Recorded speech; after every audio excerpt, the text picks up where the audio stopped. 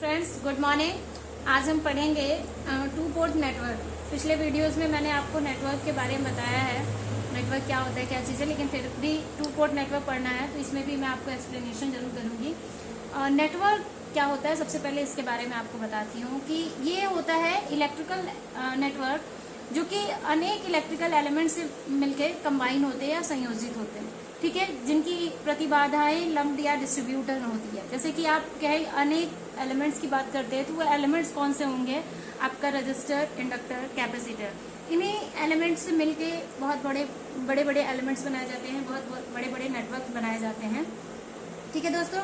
तो ये होता है आपका नेटवर्क। इसके बाद आता है कि लम्प्ड एंड डिस्ट्रीब्यूटेड का नाम लिया है हमने, जो कि इन्हीं प्रकार के नेटवर्क होते हैं। तो ये क्या होते हैं, तो सबसे पहले हम पढ़ते हैं लम्प्ड नेटवर्क। लम्प्ड नेटवर्क क्या होता है, फिजिकल साइज ऑफ एलिमेंट, मतलब कि फिजिकल साइज के एलिमेंट, जैसे हम रजिस्टर, अगर किसी रजिस्टर एक एलिमेंट है जो कि हम उसको यूज कर रहे हैं तो उसका जो इलेक्ट्रोमैग्नेटिक वेव है वो वेव लेंथ से क्या होना चाहिए, कम होना चाहिए। कम का मतलब कि या तो आप नेग्लिजिबल कह लीजिए, इस तरीके से उसका वेवलेंथ कम होना चाहिए, उसे हम क्या कहते हैं, लम्प्ड नेटवर्क कहते हैं। इसके एग्जांपल हैं रेजिस्टेंस, कैपेसिटर, इंडक्टर एक्सेट्रा, ऐसे बहुत सारे एलिमेंट होंगे, ठीक है दोस्तों। नेक्स्ट है आपका डिस्ट्रीब्यूटेड नेटवर्क। डिस्ट्रीब्यूटेड नेटवर्क क्या होता है, ये भी फिजिकल साइज, जैसे कि हम मान लीजिए इसमें कोई रजिस्टर एलिमेंट यूज कर रहे हैं तो जिसका इलेक्ट्रोमैग्नेटिक, जिसका लेंथ इलेक्ट्रोमैग्नेटिक वेव का लेंथ जो है वेवलेंथ के कंपेयर कर सके, वेवलेंथ से क्या कर सके, कंपेयर कर सके। फिर से बताती हूँ मैं आपको। डिस्ट्रीब्यूशन नेटवर्क क्या होता है कि कोई भी रजिस्टर, कोई भी एलिमेंट अगर आप यूज कर रहे हैं तो उसका इलेक्ट्रोमैग्नेटिक वेव का लेंथ जो है वेव लेंथ से कंपेयर करने के लायक हो, उसे हम क्या कहते हैं, डिस्ट्रीब्यूटेड नेटवर्क, ठीक है दोस्तों। आई होप आपको बहुत अच्छे से समझ में आएगा। चलिए नेक्स्ट देखते हैं पोर्ट क्या होता है।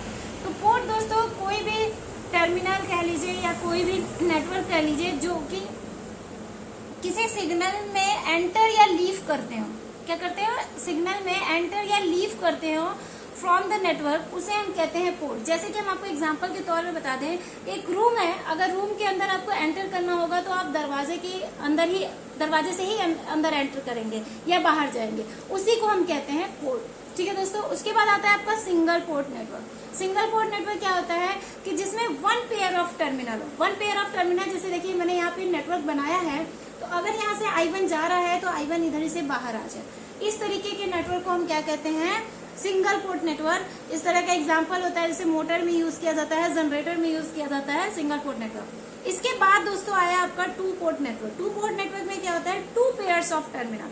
टू पेयर्स ऑफ टर्मिनल, जैसे देखिए यहाँ पे मैंने एग्जांपल के तौर पे आपको दिया हुआ है, टू पोर्ट नेटवर्क है जहाँ पे I1 करंट यहाँ से जा रहा है और इधर से बाहर आ जा रहा है, इधर से I2 करंट जा रहा है और इधर बाहर जा रहा है, तो यहाँ पे आपका टू पोर्ट नेटवर्क है।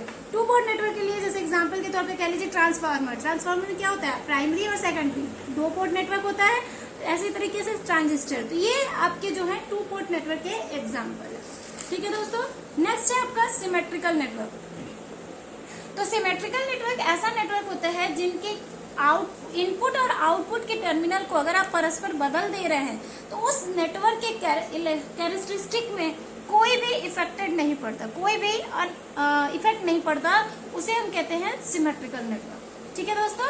और अगर वही नेटवर्क, मतलब उसके इनपुट और आउटपुट को आप परस्पर बदल देंगे तो उसके कैरेक्टरिस्टिक में इफेक्ट पड़ेगा या उसकी कैरेक्टरिस्टिक प्रभावित होगी किसी चीज से, उसे हम क्या कहते हैं, एसिमेट्रिकल नेटवर्क, ठीक है दोस्तों।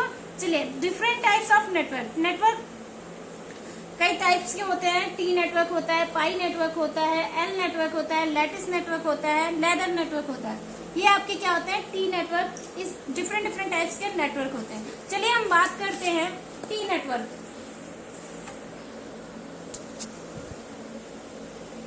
टी नेटवर्क की बात करते हैं सबसे पहले।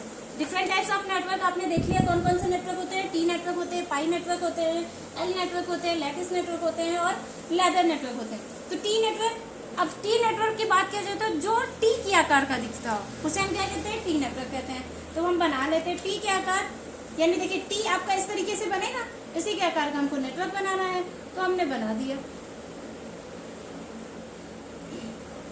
इसको मान लेते हैं Z1, इसको मान लेते हैं Z3, इसको मान लेते हैं Z।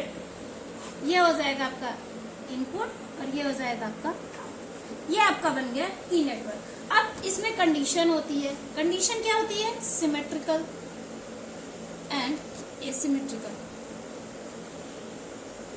ये दो कंडीशन होती हैं। तो सिमेट्रिकल की कंडीशन में क्या होता है कि Z1 is equal to Z3 और एसिमेट्रिकल की कंडीशन में क्या होता है Z1 is not equal to Z3। कैसे होगा हम इसको प्रूफ करके आपको दिखाएंगे, ठीक है। ये आपकी कंडीशन है। तो सबसे पहले आपको क्या करना होगा, सिमेट्रिकल की कंडीशन निकालना है। तो सिमेट्रिकल के लिए अगर हम इनपुट को कंसीडर करते हैं तो हम आउटपुट को चलिए सॉर्ट कर देते हैं। कर दिया हमने सॉर्ट करेंगे तो देखेंगे कि आपका अगर I1 करंट इधर से जा रहा है तो ये दोनों आपके क्या दिखेंगे, पैरेलल दिखेंगे। उसके लिए हम एक एग्जांपल लेते हैं, पहले कुछ डिजिट मान लेते हैं।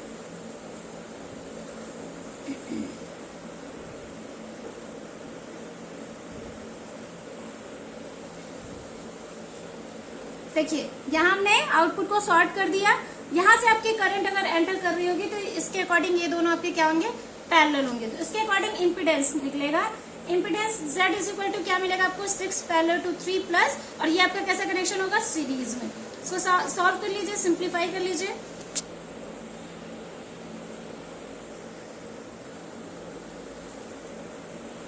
ये आपका टोटल आ जाएगा 5। ठीक है दोस्तों, सेम कंडीशन आपको क्या करना है, आप इनपुट को सॉर्ट कर दीजिए और आउटपुट को कंसीडर कर लीजिए। ये आपका आउटपुट है। तो क्या होगा, फिर से अब यहां से करंट एंटर करेगा तो ये दोनों वापस पैरेलल मिलेंगे, यानी Z इज इक्वल टू आपको क्या मिल रहा है, 3 पैरेलल टू 6 प्लस 3। इसको भी आप सॉल्व करेंगे।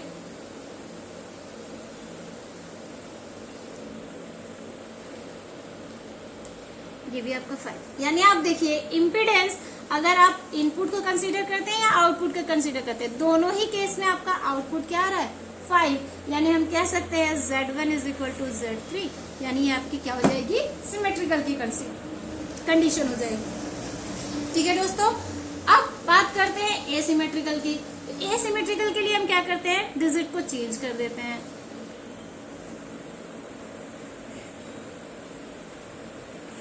ये मान लेते हैं इनपुट को हम कंसीडर कर लेते हैं और आउटपुट को सॉर्ट कर देते हैं। तो देखिए आपको उस केस में इम्पीडेंस क्या मिलेगा, ये दोनों पैरेलल में दिखेंगे आपको और ये आपका सीरीज हो जाएगा। तो आपको क्या मिलेगा,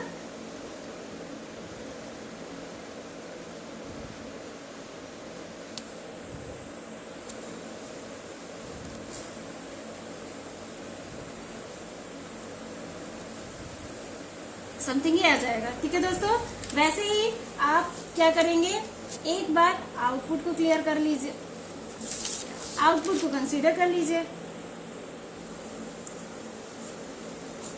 और इनपुट को कर दीजिए सॉल्व। तो क्या होगा, इस केस में आप इधर से कंसीडर किए तो ये दोनों आपको पैरेलल दिखेंगे।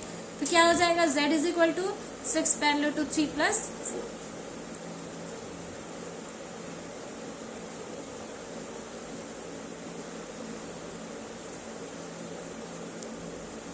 तो देखिए आपका इनपुट कंसीडर किए तो आपको 27/5 मिल रहा है और आउटपुट कंसीडर किए तो 6 मिल रहा है, यानी आपका Z is not equal to Z3, यानी आपकी कंडीशन जो है प्रूफ हो गया कि ये क्या है, आपका एसिमेट्रिकल है। ठीक है दोस्तों, इसी के साथ कुछ चीजें और जानना जरूरी है, जिसे कहा जाता है कि बैलेंस टी नेटवर्क जो है, बैलेंस टी नेटवर्क को हम H नेटवर्क भी कह सकते हैं। कैसे कह सकते हैं वो हम आपको दिखाते हैं। ये मान लीजिए आपने टी नेटवर्क बनाया है, Z और Z, ये आपके टी नेटवर्क है। ठीक है दोस्तों, इसको हमको H नेटवर्क बनाना है, तो हम कैसे बनाएंगे, आप इसको यहां से डिवाइड कर दीजिए। डिवाइड करेंगे तो देखिए आपको क्या मिल जाएगा, Z/2, इधर भी हो जाएगा आपका Z/2 और ये हो जाएगा आपका Z, और यहाँ पे आपको मिल जाएगा Z/2 और Z/2।